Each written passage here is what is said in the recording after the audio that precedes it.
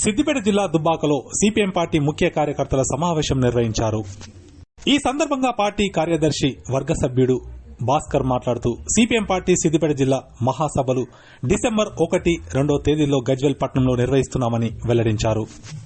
December 1 తేదీన బహిరంగ సభ ఉంటుందని, ఈ బహిరంగ సభకు ముఖ్య అతిథిగా సిపిఎం పార్టీ రాష్ట్ర కార్యదర్శి తమ్మినేని వీరభద్రం హాజరవుతున్నారని వెల్లడించారు.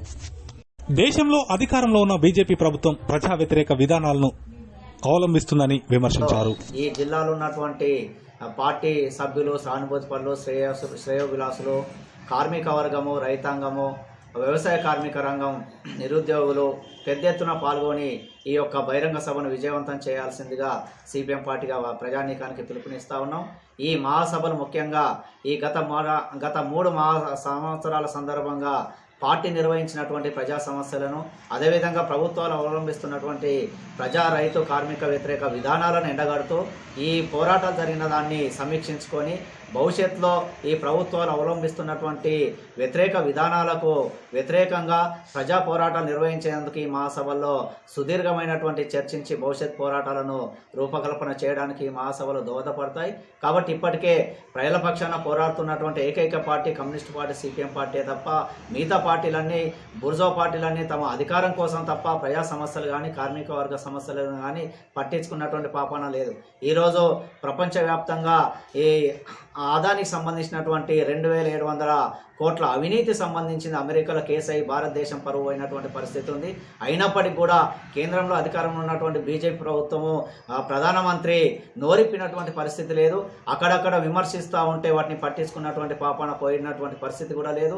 ఈరోజు దేశం యొక్క అవినీతి కాదు, ముఖ్యంగా లంచాలు ఇచ్చే దాంట్లో కీలక పాత్ర పోషించినటువంటి దాంట్లో అదానీ గ్రూప్ ఉన్నటువంటి పరిస్థితి ఉంది. అంటే దేశాన్ని మొత్తము అదానీ, అంబానీలకు అప్పచెప్పే దాంట్లో, లంచాలు తీసుకునే దాంట్లో అగ్రభాగాన్ని ఉంటుందని చెప్పి ఈరోజు తేట తెల్లమైనటువంటి పరిస్థితి ఉంది. పార్లమెంట్లో కూడా సుదీర్ఘమైన చర్చ జరిగి ఆ అదాని పైన, ఆ లంచాలు తీసుకున్నటువంటి పార్టీల పైన కూడా చర్యలు తీసుకోవాల్సినటువంటి అవసరం ఉందని చెప్పి ఈరోజు సిపిఎం పార్టీగా భావిస్తా ఉన్నాం. అంటే భవిష్యత్తులో అవినీతి లేనటువంటి సమాజ నిర్మాణం కోసం సిపిఎం పార్టీ పనిచేస్తూ ఉంది. ఈ నేపథ్యంలో జరుగుతున్నటువంటి 3వ జిల్లా పార్టీ మహాసభలు జయప్రదానికి ప్రజానీకము పెద్ద ఎత్తున సహాయ సహకారాలు అందించి ఆ బహిరంగ సభలో ప్రజలు కూడా అధిక సంఖ్యలో పాల్గొని విజయవంతం చేయాలని చెప్పి సిపిఎం పార్టీగా ప్రజానీకానికి పిలుపునిస్తా ఉన్నాం. ఈరోజు సిద్దిపేట జిల్లా దుబ్బాక మండల కేంద్రంలో సిపిఎం పార్టీ ముఖ్య కార్యకర్తల సమావేశం ఏర్పాటు చేసుకోవడం జరిగింది. ఈ సమావేశం యొక్క ముఖ్య ఉద్దేశము సిపిఎం పార్టీ ఈ డిసెంబర్ 1, 2 తేదీల్లో జిల్లా మహాసభలు గజ్వేల్ పట్టణంలో జరుగుతున్నాయి.